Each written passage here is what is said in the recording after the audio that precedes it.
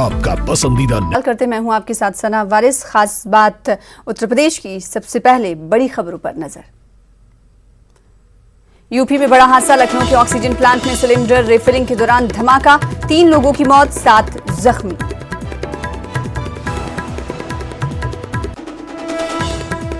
UP में lockdown में तोसी, UP में 10 मई की सुबह 7 बजे तक रहेगा लॉकडाउन। कोरोना के बढ़ते मामलों के पेश नजर लिया गया फैसला।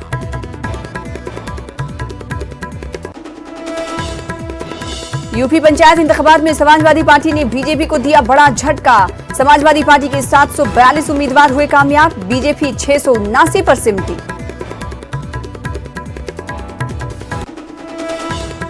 शाहजहांपुर के मुमताज शायर सरदार आसिफ का इंतकाल, जदीद शायरी की खूबसूरत और मुअतबर आवाज हमेशा के लिए खामोश।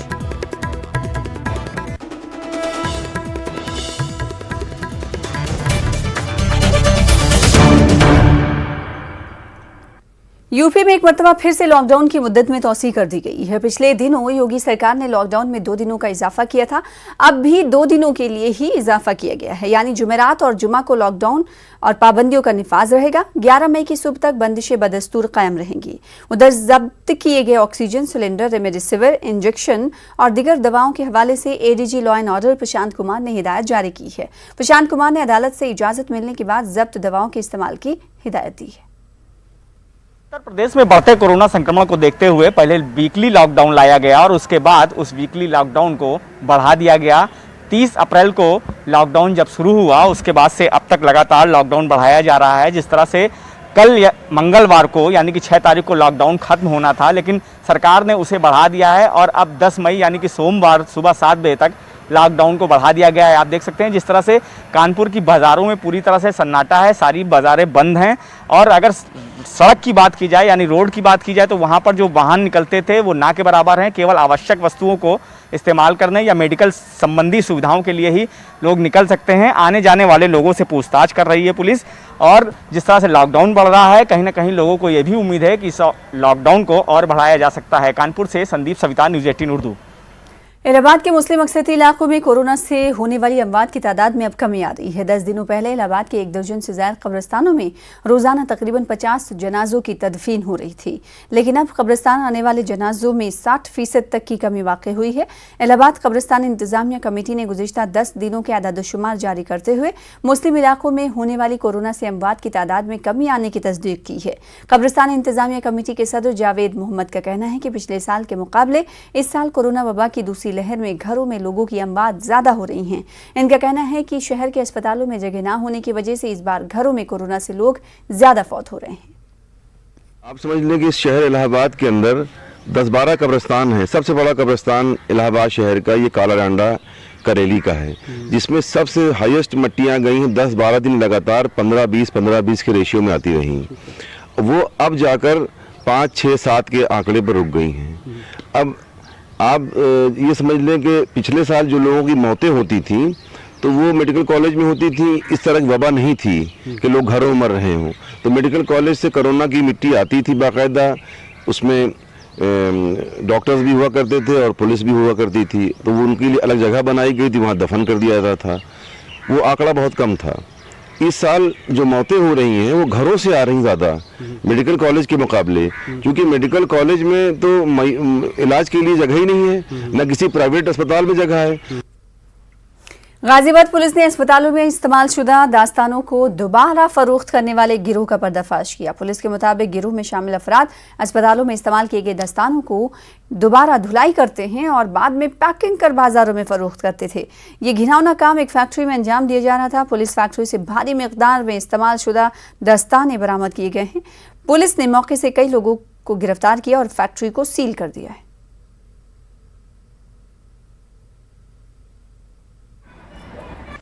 थाना टोनिका सिटी क्षेत्र में इंडस्ट्रियल एरिया में एक फैक्ट्री जो कि कुछ समय पहले तक बंद थी, उसको किराए पर लेकर कुछ लोगों ने वहां पर एक यूनिट डाली थी जो कि बिल्कुल पूरी तरह से अवैध थी। और जब उसकी चेकिंग की गई तो उस पर पता चला कि काफ़ी भारी मात्रा में ग्लव्स, सर्जिकल ग्लव्स जो होते हैं, जो कि हॉस्पिटल्स में प्रयोग किए जाते हैं, लगभग 250 कट्टे ग्लव्स के बरामद हुए, जिसमें से कुछ धुले हुए भी थे और कुछ गंदे थे। तो ये यूनिट में लोग क्या करते थे कि एक ग्लव्स, जो सर्जिकल ग्लव्स इकट्ठा करते थे अलग अलग स्थानों से, उन ग्लव्स को यहाँ पर एक जगह इकट्ठा करके फिर वहाँ पर इनके पास वॉशिंग मशीन्स कई सारी थी और ड्रायर्स लगे हुए थे, जहाँ पर इनको ये साफ़ करके पुनः ये पैक करते थे। तो इसके साथ काफ़ी पैकिंग मटेरियल भी बरामद हुआ है, लगभग 800 पैकिंग बॉक्स बरामद हुए हैं, जिसमें इन ग्लव्स को ये दोबारा से पैक करते थे और फिर से ये इसको मार्केट में बेचते थे। तो इसमें हम लोगों ने 3 अभियुक्त गिरफ्तार किए हैं, विधिक कार्रवाई इसमें की जा रही है। अन्य लोग जो इस चेन में शामिल हैं उनको हमने चिन्हित कर रहे हैं और बहुत ही जल्दी इन लोगों को चिन्हित करेंगे और इसमें और भी चीज़ें देखेंगे कि ग्लव्स के अलावा और भी इस तरह की कौन सी चीज़ें हैं जिनको ये लोग बना रहे हैं, और पूरी चेन को हम बहुत जल्दी ढूंढ लेंगे और इस तरह की कठोर कार्रवाई इसमें आगे भी जारी रहेगी। कठोर धाराओं में हमने मुकदमा पंजीकृत किया है और बहुत ही इसमें अच्छी कार्रवाई हम अभियुक्तों के विरुद्ध करेंगे। मुल्क भर में कोरोना का कहर जारी है, ऐसे में ऑक्सीजन को लेकर भी हर तरफ मारामारी मची हुई है। लोगों को ऑक्सीजन पाने के लिए काफ़ी दिक्कतों का सामना करना पड़ रहा है। ऐसे में गाजियाबाद नगर निगम ने 5 जोन में ऑक्सीजन फराहम करने का इंतजाम किया है।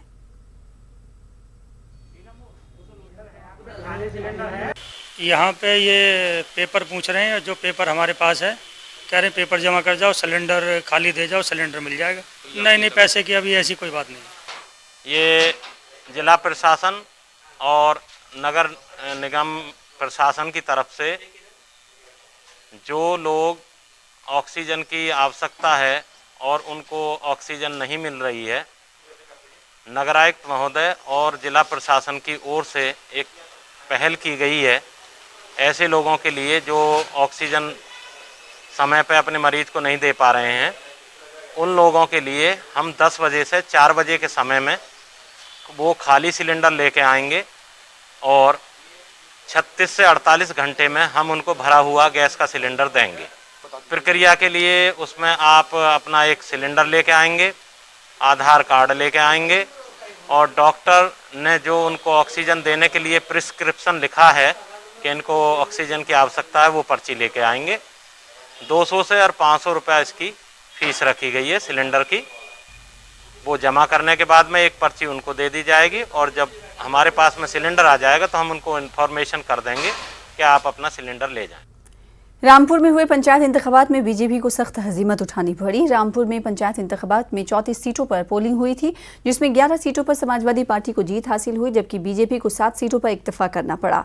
इसके अलावा 2 सीटें बीएसपी, 2 कांग्रेस, 1 संयुक्त किसान मोर्चा ने जीती, तो 11 सीटों पर आज़ाद उम्मीदवारों का कब्जा रहा। बीजेपी के कई बड़े लीडरों ने तशहीरी मुहिम में हिस्सा लिया था, लेकिन बीजेपी के उम्मीदवारों को शिकस्त का सामना करना पड़ा, जबकि समाजवादी पार्टी के कद्दावर लीडर आजम खान की गैर मौजूदगी में भी रामपुर जिले में एसपी का दबदबा बरकरार रहा।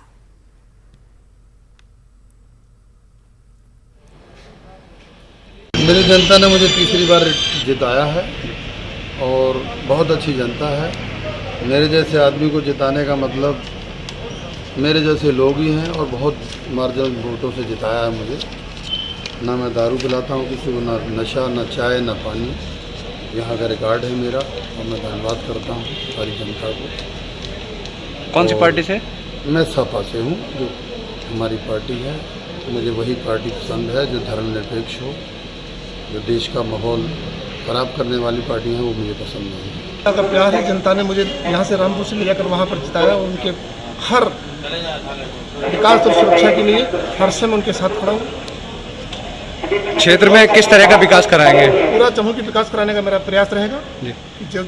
जो भी मुझसे हो सकता होगा जनता की सेवा के लिए मैं हमेशा तत्पर रहूँगा। रामपुर में जिला पंचायत सदस्य के 34 वार्ड है। 34 वार्डों पर भाजपा और सपा की कांटे की टक्कर रही। चुनाव नतीजों की बात करें तो भाजपा ने 7, समाजवादी पार्टी ने 11, निर्दलीय ने 11, 2 बसपा, 2 कांग्रेस और 1 आम आदमी पार्टी और संयुक्त किसान मोर्चा ने सीटें जीती हैं। अगर भाजपा और सपा की बात करें तो भाजपा ने कई दिग्गजों को चुनाव मैदान में उतारा था, जिसमें से ये दिग्गज ना तो अपनी ही इज्जत बचा पाए ना ही पार्टी की, जिसमें निवर्तमान जिला पंचायत अध्यक्ष, 2 पूर्व जिला अध्यक्ष और 1 जिला महामंत्री भी शामिल हैं। वहीं अगर सपा की बात करें तो जिस तरह से सपा रामपुर में आजम खां का गढ़ जो है माना जाता है, आजम खां का गढ़ रामपुर है, तो आजम खां के लगभग 1.25 साल से जेल में होने के बाद भी जिस तरह से 11 सीटें समाजवादी पार्टी जीती है, उससे यही लगता है कि रामपुर में कहीं ना कहीं भाजपा जो है वो अपनी जमीन उसकी खिचकती नजर आ रही है। अब देखने वाली बात यही होगी कि इस जिला पंचायत की कुर्सी पर कौन अध्यक्ष काबिज होता है। विशाल सक्सेना, न्यूज़ 18 रामपुर। कानपुर में कोरोना मरीजों की मदद के लिए अब पुलिस आगे आई है। मरीजों की जान बचाने के लिए ऑक्सीजन सिलेंडर फराहम करने की जिम्मेदारी पुलिस अपने कांधों पर ले चुकी है। कानपुर पुलिस कमिश्नर ने पुलिस लाइन में एक ऑक्सीजन सिलेंडर बैंक का कयाम किया है। इस बैंक में जरूरतमंदों के लिए ऑक्सीजन सिलेंडर दस्तयाब कराया जाएगा। पुलिस कमिश्नर ने शहरियान से अपील की है कि ऐसे सिलेंडर जो उनके इस्तेमाल में ना हो वो ऑक्सीजन बैंक में जमा कराएं ताकि लोगों की बर वक्त मदद की जा सके और जानों को बचाया जा सके। इस जिम्न में पुलिस कमिश्नर ने बताया कि जिन्हें सिलेंडर फराहम किया जाएगा उनका पूरा रिकॉर्ड मजबूत और महफूज रखा जाएगा ताकि उनकी ज़रूरत की तकमील के बाद दूसरे अफराद को सिलेंडर फराहम कराया जा सके। कानपुर नगर में हमारे पास ऐसे बहुत सारे सुझाव आ रहे थे और कई लोगों ने अपने सिलेंडर कानपुर पुलिस को दिए कि इसको जिसको ज़रूरत है उनको आप दे दें। इस चीज़ को व्यवस्थित करते हुए एक ऑक्सीजन सिलेंडर बैंक की स्थापना की गई है जिसमें कि सभी नागरिकों से अनुरोध है कि आपके पास ऐसा कोई सिलेंडर है जिसका आप अभी उपयोग नहीं कर रहे, आपके मरीज को अब ज़रूरत नहीं है या आप वेल्डिंग का काम करते हैं, इस समय आपका काम नहीं हो रहा है या अन्य किसी भी कारण से, तो आप अपने ऐसे ऑक्सीजन सिलेंडर को दान दे सकते हैं या उधार दे सकते हैं इस ऑक्सीजन सिलेंडर बैंक में। जिन लोगों को ज़रूरत है उनको ये उपलब्ध कराया जाएगा और आवश्यकता के पूरी होने के बाद में आपको ये सिलेंडर वापस कर दिया जाएगा। ये पूरी तरीके से निःशुल्क व्यवस्था है, इसमें कहीं भी किसी से कोई पैसा नहीं लिया जा रहा है। केवल प्रयोजन ये है, उद्देश्य ये है कि जिसकी ज़रूरत है उस तक समय से ऑक्सीजन सिलेंडर पहुँच पाए। कोरोना मरीजों को इलाज के लिए ऑक्सीजन की शदीद ज़रूरत पड़ रही है। ऐसे हालात में कानपुर शहर के 2 प्लांट में ऑक्सीजन खत्म हो गई है। ऑक्सीजन के इंतजार में प्लांट के बाहर लोग लंबी कतार में आस लगाए हुए हैं कि इन्हें जल्द ही ऑक्सीजन मिलेगी। ऐसे में अस्पताल इंतजामिया भी फिक्रमंद है क्योंकि कानपुर में ऑक्सीजन के 4 प्लांट हैं जिनमें से 2 खाली हो गए हैं। हालांकि जिला इंतजामिया ने प्लांट में जल्द अज जल्द ऑक्सीजन की मौजूदगी की यकीन दहानी कराई है। अलीगढ़ में जिला पंचायत रुकने की 47 सीटों पर फातेह उम्मीदवारों के नामों का ऐलान हो गया है। इन 47 सीटों में से सिर्फ एक मुस्लिम उम्मीदवार फारूक अहमद ने जवा ब्लॉक के वार्ड नंबर 11 से कामयाबी हासिल की। फारूक अहमद बहुजन समाज पार्टी के हिमायत याफ्ता उम्मीदवार थे। अपनी कामयाबी पर फारूक अहमद ने अवाम का शुक्रिया अदा किया और अवामी तरक्की के लिए काम किए जाने की बात कही है। विकास के लिए काम करेंगे, पूरे जनता के बीच में रहेंगे, जनता के साथ जुड़ के काम करेंगे। जो भी हमारी जनता की समस्याएं मैंने ग्राउंड पे देखी हैं उसके लिए अपनी आवाज़ उठाऊंगा। बहुजन समाज पार्टी के हमारे जो लीडर्स हैं सारे, उनका सहयोग हमारे साथ है, तो हम उनके माध्यम से जो भी यहाँ डिसाइड होगा, जिसको भी अध्यक्ष चुना जाएगा बहुजन समाज पार्टी का, जो हमारा लीडर्स होगा, हम उससे आवाज़ उठाएंगे कि वो ग्राउंड पर जा कर के काम कराए। बेसिक प्रॉब्लम लोगों की जो है वो बहुत बड़ी प्रॉब्लम है, उसके ऊपर काम करेंगे। कोरोना का कहर जारी है। अलीगढ़ में रोजाना बड़ी तादाद में अमवात हो रही हैं। ऐसे में अब शमशान घाट पर लगने वाली भीड़ और तेज धूप से आने वाले लोगों को बचाने के लिए समाजी तंजीम मानव उपकार की जानिब से टेंट लगवाया गया है। मानव उपकार के जिम्मेदार का कहना है कि शमशान घाट पर सारा दिन लोगों की आमदोरफ्त है। ऐसे में कई घंटे आखिर रसूमात के लिए इंतजार करना पड़ रहा है। इसी को जहन में रखते हुए हमने टेंट की सहूलत करवाई है ताकि लोग धूप से बच सकें।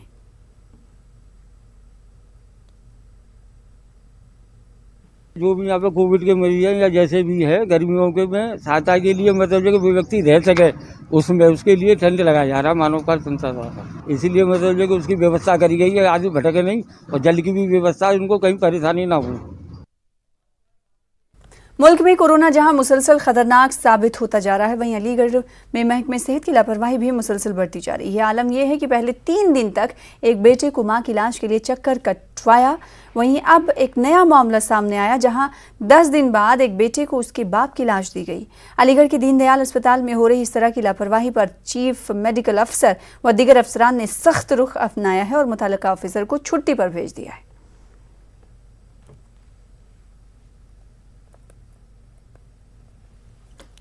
पंचायत इलेक्शन के बाद निकलने वाले विजय जुलूस पर सूबाई हुकूमत ने पूरी तरह से पाबंदी आयद कर दी है। इस पाबंदी के बावजूद अलीगढ़ के थाना इगलास के गांव बहादुरपुर में इलेक्शन में कामयाबी के बाद न सिर्फ जुलूस निकाला गया बल्कि खुलेआम फायरिंग भी की गई। जुलूस के दौरान खुशी में की गई इस फायरिंग का वीडियो सोशल मीडिया पर वायरल हो रहा है, जिसके बाद इलाका पुलिस ने कार्रवाई की है।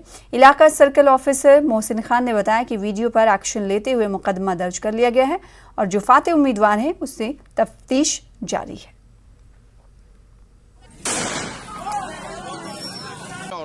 मालूम है तीसरी कंडीशन।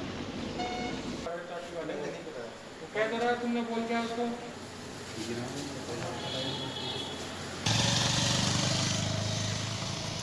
उक्त वायरल वीडियो के अंतर्गत थाना इगलास में अभियोग पंजीकृत किया जा रहा है और इसमें आवश्यक वैधानिक कार्रवाई की जाएगी। ये थाना इगलास के अंदर बहादुरपुर चौकी के अंदर मई गांव है, वहाँ का मामला है। फिलहाल इसी के साथ रुकेंगे छोटे से ब्रेक के लिए। ब्रेक के बाद जल्द लौटेंगे खास बात बिहार की खबरों के साथ।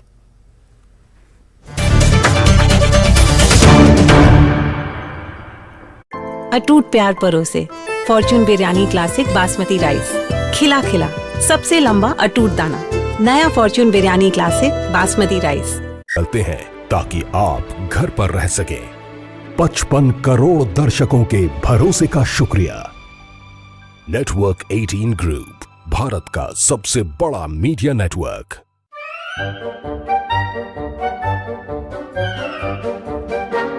अखबार हुआ ठप, आउटडोर हुआ बेकार, टीवी ही दे रहा है विज्ञापन को तेज रफ्तार। करोड़ों दर्शकों तक न्यूज 18 पहुंचाएगा आपका ऐड। न्यूज 18 की टीम दमदार बनाएगी आपका ऐड शानदार। जल्दी कीजिए, कहीं छूट ना जाए ये सुनहरा मौका। हमें मेल करके उठा लीजिए बड़ा फायदा। ये स्पेशल ऑफर है अगले 15 दिनों तक। साथ ही मिलेगा हमारी वेबसाइट पर प्रमोशन। आज ही मेल करें adsales@nw18.com पर। न्यूज 18 इंडिया, आपका पसंदीदा नेशनल न्यूज चैनल, उपलब्ध है टाटा स्काई के चैनल नंबर 519 और एयरटेल के चैनल नंबर 318 पर। कोरोना की हर खबर देखते रहिए न्यूज 18 इंडिया पर। भैया राम राम, नमस्कार। ना जाना, कुछ बता रहे हैं, कुछ चेता रहे हैं। आपने लॉकडाउन के दौरान देखा कि हम क्या कर रहे हैं। कोरोना काल में लोग एक दूसरे को समझा रहे हैं। बड़े बड़े लोग वीडियो बना रहे हैं। आप गाना जानते हैं तो गाइए या फिर अपना हुनर दिखाइए। वीडियो बनाइए और हम तक पहुंचाइए।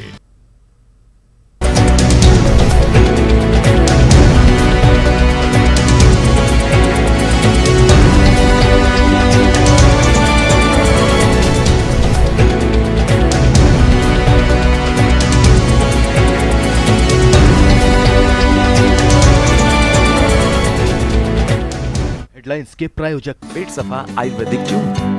पेट सफा, हर रोग दफा।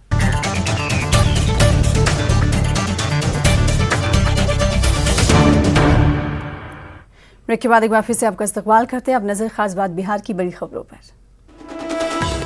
लॉकडाउन में सड़कों पर तफरीक करने निकले लोगों की पुलिस ने ली खबर। पटना में कई मकामात पर पुलिस ने डंडों से की पिटाई तो कहीं तनबीह देकर छोड़ा गया। लॉकडाउन की खिलाफ वर्जी पर नवादा में पुलिस की सख्ती। लखीसराय में भी बिना किसी वजह के बाहर निकले अफराद की गई पिटाई।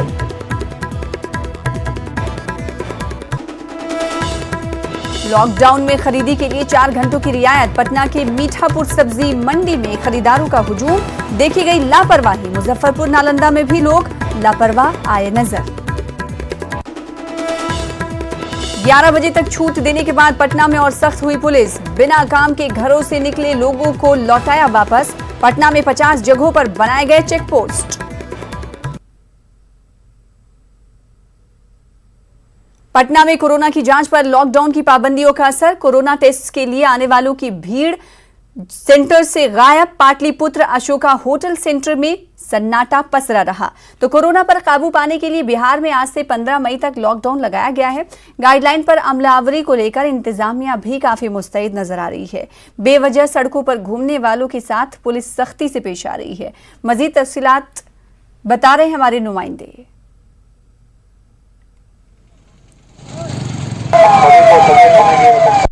लॉकडाउन शुरू हो गया है और 11 बजे के बाद अब किसी को बाहर नहीं निकलना है। खास काम से ही और जो इमरजेंसी काम से है वही बाहर निकलेंगे। उसके लिए सुरक्षा के इंतजाम किए गए हैं। फुलवारी शरीफ का ये चौक है, भगत सिंह चौक। यहाँ पे फुलवारी शरीफ थाना अध्यक्ष खुद आप देख सकते हैं यहाँ पर जो है चौकसी बरते हुए हैं और कोई भी जो है बिना काम के बिना मतलब के बाहर निकल रहा है तो उसे डंडे भी बरसाए जा रहे हैं। यहाँ पर लॉकडाउन का पूरी तरह से जो है पालन करवाने के लिए पुलिस मैदान में उतरी है और यहाँ पे जो है ये जो आप देख रहे हैं रोड पे एक एक आदमी को घेर करके जो है उनसे पूछा जा रहा है कि आखिर जो है आप क्यों निकले हैं और किस वजह से आप निकले हैं। बिना बेवजह निकलने वाले पे कार्रवाई भी किया जा रहा है और उनसे जो है जांच किया जा रहा है कि आखिर वो क्यों निकले हैं। बेवजह निकलने वाले को डंडा भी बरसाया जा रहा है। आप देख सकते हैं तस्वीरों में कि बेवजह निकलने वाले पे डंडे बरसाए जा रहे हैं। ये साफ तस्वीर फुलवाड़ी शरीफ में यहाँ पे थाना अध्यक्ष लॉकडाउन के नियम तोड़ने वाले पे जो कार्रवाई पुलिस कर रही है, ये तस्वीर फुलवाड़ी शरीफ का है और यहाँ पर जो है पूरी तरह से जो है एहतियात बरता जा रहा है कि कोई भी जो है बेवजह घर से बाहर ना निकले और जो लोग घर से बाहर निकल रहे हैं उन पे कार्रवाई भी की जा रही है। ये तस्वीर फुलवाड़ी शरीफ के भगत सिंह चौक का है और यहाँ पर जो है किस तरह की कार्रवाई हो रही है। सब कोई को जांच पड़ताल किया जा रहा है। जिनको अनुमति है या आवश्यक कार्य के लिए जो जा रहे हैं उनको जाने दिया जा रहा है और जो लोग ऐसे घूमते पाए जा रहे हैं उन लोगों को हतोत्साहित किया जा रहा है, गाड़ी जब्त वगैरह किया जा रहा है। तो जो ऐसे जो कार्रवाई हो रहा है वो जो बेवजह निकल रहे हैं उन पे कार्रवाई हो रहा है और ये कार्रवाई जो लोग कर रहे हैं वो फुलवाड़ी शरीफ थाना अध्यक्ष के नेतृत्व में किया जा रहा है। ये फुलवाड़ी शरीफ का इलाका है और ये देख सकते हैं कि जो लोग भी निकल रहे हैं सभी पे उनकी जांच किया जा रहा है और जो बेवजह पकड़े जा रहे हैं उन पे कार्रवाई भी हो रही है, गाड़ियां भी जब्त की जा रही है और ये सारी सुरक्षा व्यवस्था फुलवाड़ी शरीफ में की गई है। दानापुर से न्यूज़ 18 के लिए अमरजीत शर्मा। नवादा में भी लॉकडाउन की गाइडलाइंस को लेकर इंतजामिया सख्त है। पुलिस की टीम हालात पर मुसलसल नजर बनाए हुए है और सड़कों पर मटर गश्ती करने वालों की खबर ली जा रही है। जायजा लिया हमारे नुमाइंदे अनिल विशाल ने।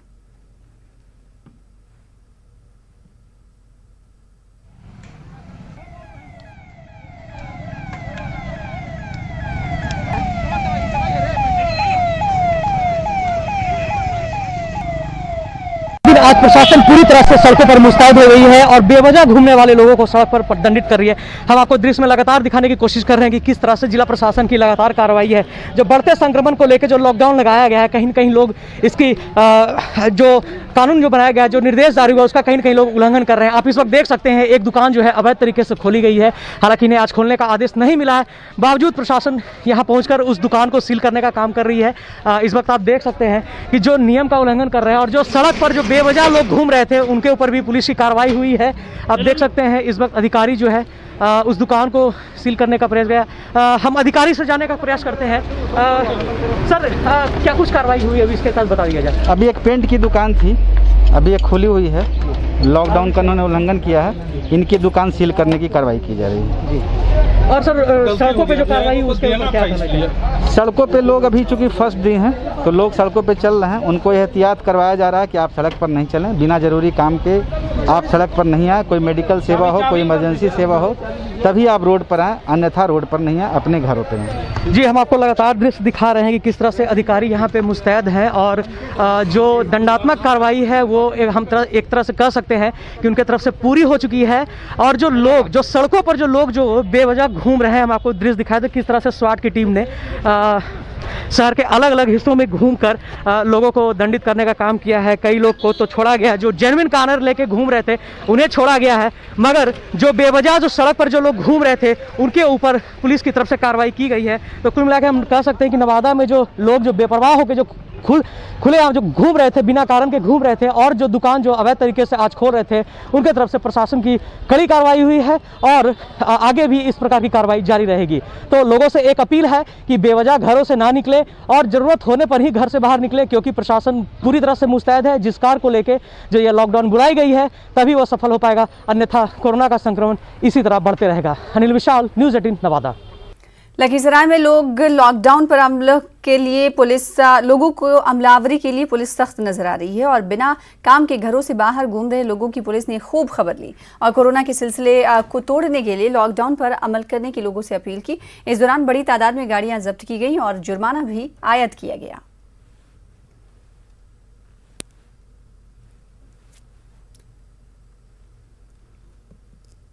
पूरे बिहार में आज से लॉकडाउन नाफिज हो चुका है, लेकिन नालंदा में इसका कोई असर नहीं देखने को मिल रहा।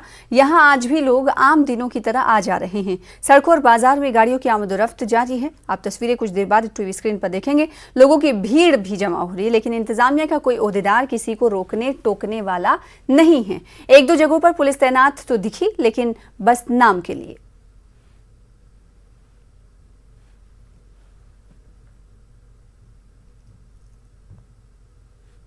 बिहार सिर्फ के देवीसर मोड़ पर, जहां आप देख सकते हैं कि लॉकडाउन के घोषणा के बाद भी यहां किस तरह से लोग अपने वाहनों को लेकर सड़कों पर सर पर दौड़ा रहे हैं। आप देख सकते हैं किस तरह से यहां पर है जो सभी तरह की वाहन सड़कों पर दौड़ रही है, जबकि सरकार के द्वारा सख्त निर्देश दिया गया था कि किसी भी तरह के वाहन नहीं चलेगी। आप इधर शहर की ओर जाने वाले भी मार्ग पर देख सकते हैं कि जो बिहार से बस स्टैंड जाती है वहाँ पर भी देख सकते हैं किस तरह से लोग वाहन सड़कों पर निकाल रखे हैं और यात्रियों को गंतव्य स्थानों की ओर आवागमन करवा रहे हैं। यहाँ पर जिस तरह से जो लॉकडाउन है, यहाँ ये नहीं लग रहा है कि लॉकडाउन है। यहाँ प्रतिदिन की तरह इसी तरह से यहाँ पर जो है भीड़ भाड़ देखी जा रही है। हालांकि कुछ पुलिसकर्मी भी यहाँ हैं, लेकिन लॉकडाउन के प्रति वो वफादार नहीं दिख रहे हैं। और सबसे बड़ी बात यहाँ यह है कि अगर पुलिस चाहती तो यहाँ पर लॉकडाउन को कड़ाई से पालन कराया जा सकता था। देख सकते हैं कि यहाँ पर किस तरह से यहाँ पर भी पुलिसकर्मी मौजूद हैं, लेकिन लोग इनके सामने आवागमन कर रहे हैं, वाहनों को चला रहे हैं। अब देखना यह है कि जिला प्रशासन कितनी सख्ती से यहाँ लॉकडाउन की पालन कराती है। नालंदा से न्यूज़ 18 के लिए अभिषेक कुमार। लॉकडाउन लगते ही पटना की सड़कों का नजारा बदल चुका है। गाड़ियों की आमदोरफ्त कम हो गई है। दोपहर होते ही बेली रोड पर सन्नाटा छा जाता है। सड़कों पर कुछ ही गाड़ियां नजर आती हैं जिनको इजाजत है कि ये जरूरी खिदमत से जुड़ी हैं।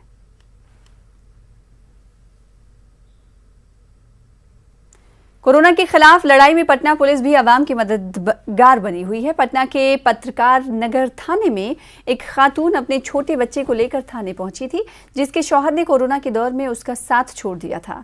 ऐसे में पुलिस ने न सिर्फ शौहर को खबरदार किया, बल्कि हर रोज खाना खिलाने का भी एतमाद दिया। इसके अलावा पुलिस ऑक्सीजन सिलेंडर की रिफिलिंग से लेकर लोगों को अस्पताल में दाखिल कराने तक में मदद कर रही है। बेगूसराय में लॉकडाउन के दौरान पुलिस ने एक नए शादीशुदा जोड़े को रास्ते में ही रोक लिया, क्योंकि दूल्हे की गाड़ी में जरूरत से ज्यादा लोग मौजूद थे। बिहार में लॉकडाउन की नई गाइडलाइंस के मुताबिक निजी गाड़ियों की आमदोरफ्त पर पाबंदी है। पुलिस के मुताबिक इन लोगों ने सोशल डिस्टेंसिंग पर भी अमल नहीं किया और बारात में शामिल गाड़ियों में जरूरत से ज्यादा लोग मौजूद रहे।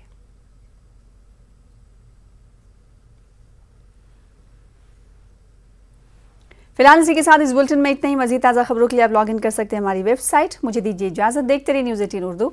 आदाब।